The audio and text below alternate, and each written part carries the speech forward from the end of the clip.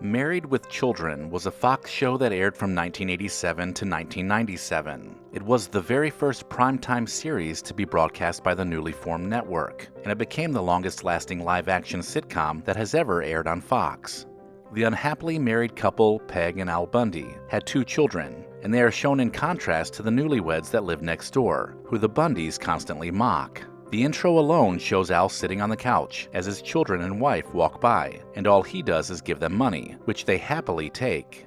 Married with Children was controversial from the very beginning. It depicted women as either sexual objects or irrationally angry, and with very little redeeming qualities. But the show thrived from playing off stereotypes, which made it so funny to watch. With their bleach blonde teenager Kelly, her smart-mouthed younger brother, and the lazy housewife Peg, Al is left as the sole provider for the family. If you take a step back and look at the show as satirical, it may get a pass as mocking the whole concept of the nuclear family. Diff'rent Strokes, which aired from 1978 to 1985, is well remembered, but from a modern perspective, the show didn't age well. The sitcom follows Arnold Jackson and his older brother Willis, 2 poor children from Harlem, whose deceased mother worked for a rich widower named Philip Drummond. On her deathbed, she asked him to care for her sons, so from there, they move into a penthouse apartment with Drummond, his daughter Kimberly, and their housekeeper. From the outset, Diff'rent Strokes is obviously intended to bring out wholesome content, with a great display of compassion from the wealthy family. But it plays on the idea of the white savior, swooping in to save the Jackson boys from ending up in a group home or potentially getting separated. Diff'rent Strokes was successful enough to run for 8 seasons, and touched on many controversial topics. The show even spawned a spin-off that was popular in its own right, The Facts of Life. But that doesn't mean that it would do well if it was produced in today's world.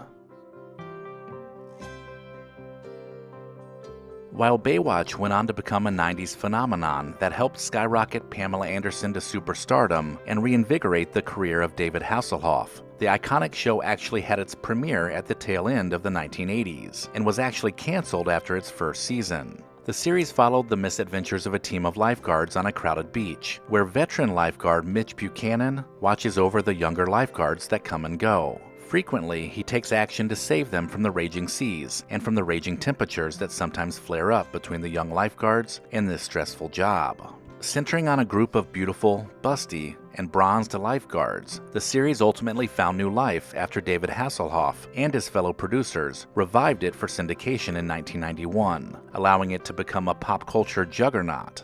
The beach drama attracted an unbelievable weekly audience of 1.1 billion viewers across 142 countries, but it was constantly the source of ire for critics, a sentiment that would likely keep it off the air today.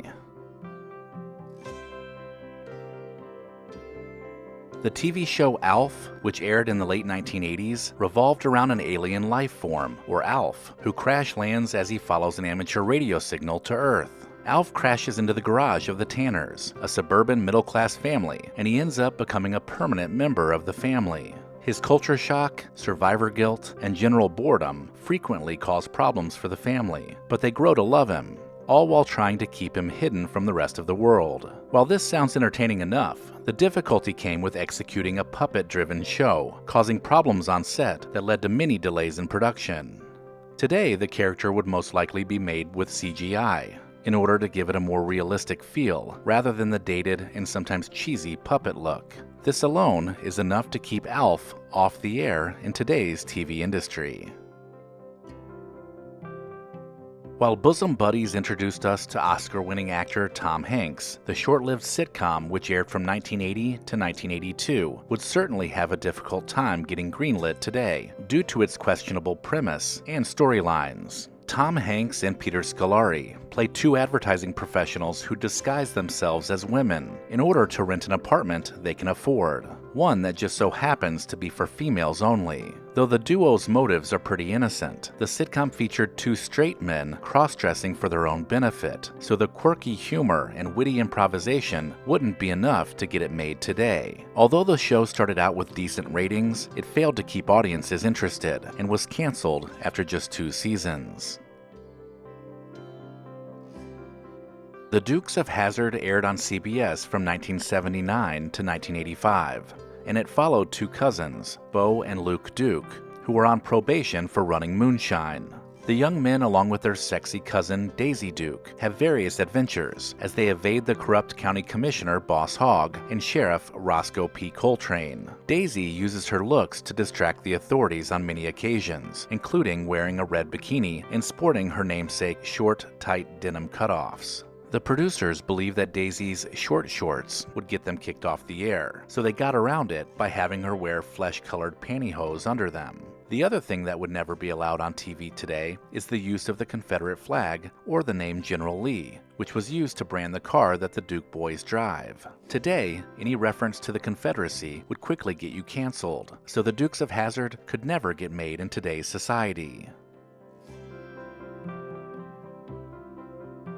Three's Company was a show that catapulted John Ritter to Hollywood success. The late 70s and early 80s show pushed the envelope by matching two attractive young women and one handsome but clumsy man living under one roof. With an overbearing landlord named Stanley Roper, Jack Tripper poses as a gay man in order to move in with the girls. The show walks the line as the roommates try to keep the secret under wraps, while Jack balances being both a womanizer and pretending to be gay. The tension of sexuality that the show was built on also made Suzanne Summers a household name, as she became eye candy for most male viewers. Three's Company was a bona fide hit, but sadly the things we found humorous in decades past could never be televised in today's triggered environment.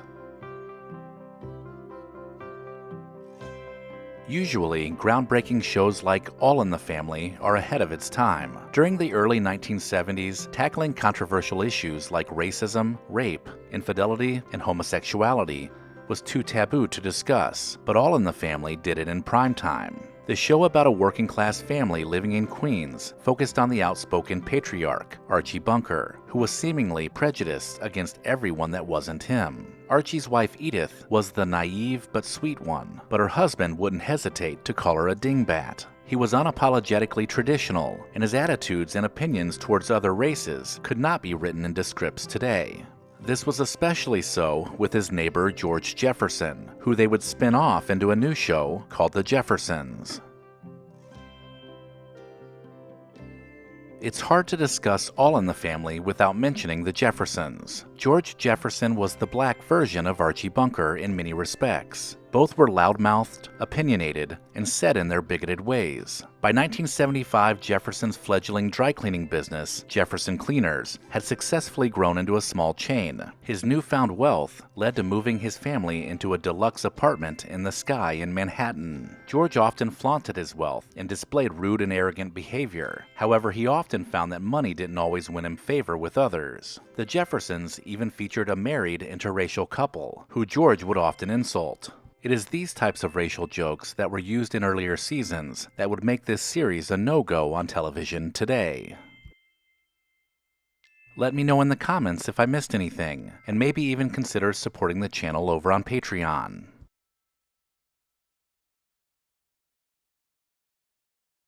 If you enjoyed this video, consider watching this playlist, then visit the channel to search the Recollection Road Library.